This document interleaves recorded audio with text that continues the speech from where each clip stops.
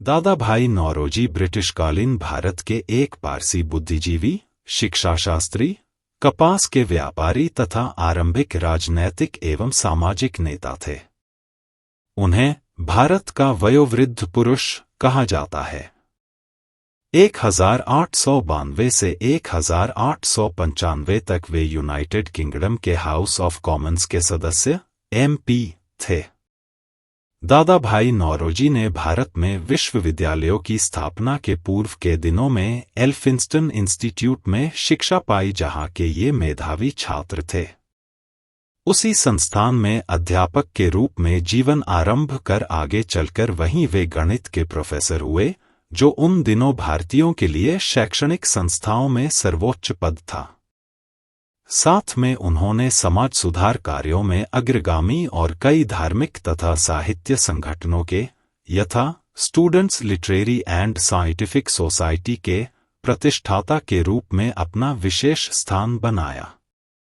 उसकी 2 शाखाएं थीं, एक मराठी ज्ञान प्रसारक मंडली और दूसरी गुजराती ज्ञान प्रसारक मंडली। रहनुमाई सभी की भी स्थापना इन्होंने की थी। रास्त गफ्तार नामक अपने समय के समाज सुधारकों के प्रमुख पत्र का संपादन तथा संचालन भी इन्होंने किया। पारसियों के इतिहास में अपनी दानशीलता और प्रबुद्धता के लिए प्रसिद्ध कैमास बंधुओं ने दादा भाई को अपने व्यापार में भागीदार बनाने के लिए आमंत्रित किया। तदनुसार दादा भाई लंदन और लिवरपूल में उनका कार्यालय स्थापित करने के लिए इंग्लैंड गए। विद्यालय के वातावरण को छोड़कर एकाएक व्यापारी धन जाना एक प्रकार की अवंती या अपवतन समझा जा सकता है, परंतु दादा भाई ने इस अवसर को इंग्लैंड में उच्च शिक्षा के लिए जाने वाले विद्यार्थियों की भलाई के लिए उपयुक्त समझा। इसके साथ ही साथ उनका दूसरा उद्देश्य सरकारी प्रशासकीय संस्थाओं का अधिक से अधिक भारतीयकरण करने के लिए आंदोलन चलाने का भी था। जो विद्यार्थी उन दिनों उनके संपर्क में आए और उनसे प्रभावित हुए, उनमें सुप्रसिद्ध फिरोज शाह मेहता, मोहनदास करमचंद गांधी और मोहम्मद अली जिन्ना का नाम उल्लेखनीय है। इसके अतिरिक्त दादा भाई का एक और उद्देश्य ब्रिटिश जनता को ब्रिटिश शासन से उत्पीड़ित भारतीयों के दुख की जानकारी कराना और उन्हें दूर करने के उनके उत्तरदायित्व की ओर ध्यान आकर्षित कराना भी था।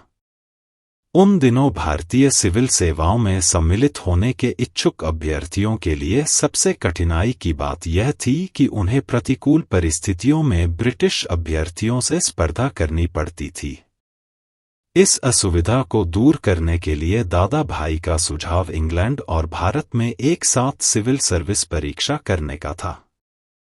इसके लिए उन्होंने 1893 तक आंदोलन चलाया, जबकि उन्होंने वहां लोकसभा हाउस ऑफ कॉमन्स में उस सदन के एक सदस्य की हैसियत से अधिक संघर्ष किया और सभा ने भारत तथा इंग्लैंड में एक साथ परीक्षा चलाने का प्रस्ताव स्वीकार कर लिया।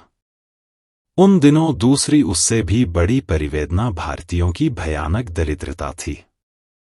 हालांकि दादा भाई ही पहले व्यक्ति नहीं थे जिन्होंने इसके लिए दुख की अभिव्यक्ति की हो, किंतु वे पहले व्यक्ति अवश्य थे जिन्होंने उसके उन्मूलन के लिए आंदोलन चलाया।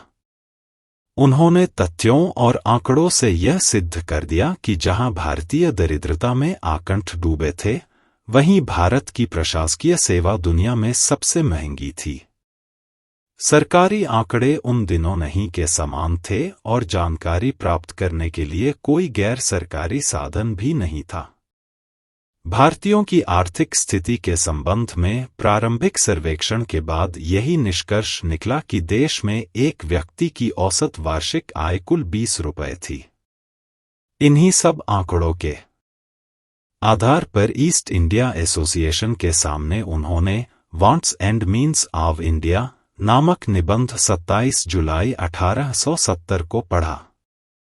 19वीं शताब्दी के अंत तक दादाभाई ने अनेक समितियों और आयोगों के समक्ष ही नहीं वरन ब्रिटिश पार्लियामेंट के सामने भी भारत के प्रति की गई बुराइयों को दूर करने के लिए वकालत की और उच्चाधिकारियों को बराबर चेतावनी देते रहे कि यदि इसी प्रकार भारत की नैतिक और भौतिक रूप से अवनति होती रही तो भारतीयों को ब्रिटिश वस्तुओं का ही नहीं वरन ब्रिटिश शासन का भी बहिष्कार करने के लिए बाध्य होना पड़ेगा।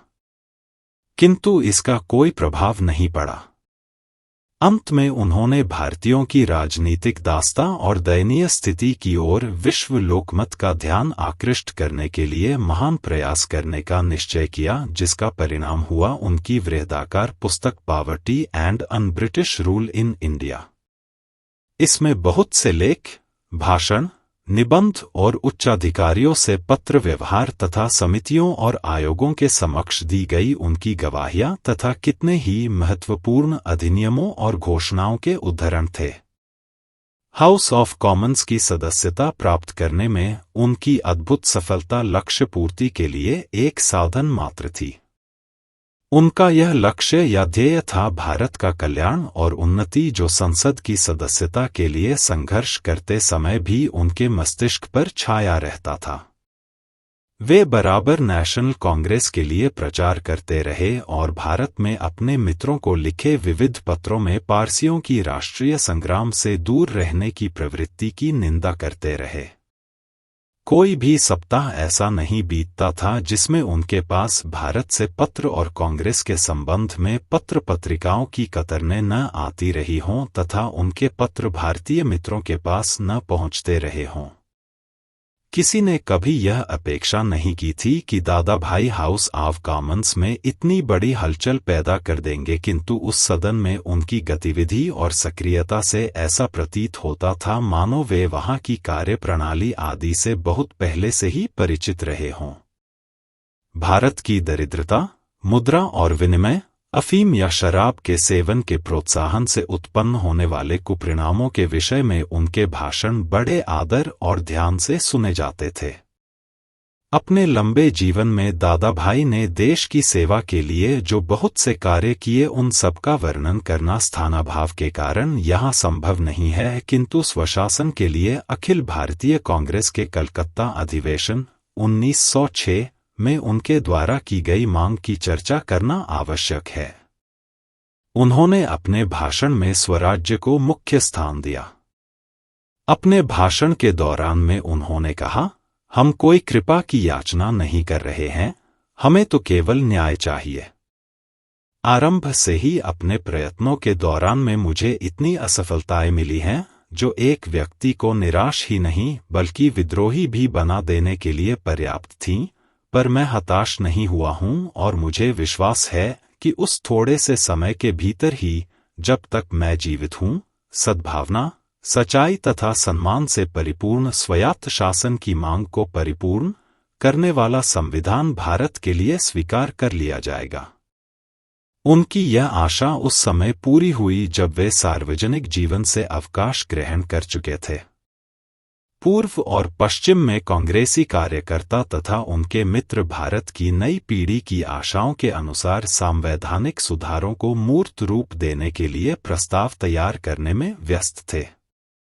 परंतु 20 अगस्त 1917 की घोषणा के 2 महीने पूर्व दादाभाई की मृत्यु हो चुकी थी। इस घोषणा के द्वारा प्रशासनिक सेवाओं में अधिकाधिक भारतीय सहयोग तथा ब्रिटिश साम्राज्य के अंतर्गत क्रमशः भारत में उत्तरदायी शासन के विकास के लिए मार्ग प्रशस्त हुआ। इस प्रकार भारत के इस वयोवृद्ध नेता ने जो मांग की थी, उसकी बहुत कुछ पूर्ति का आश्वासन मिल गया।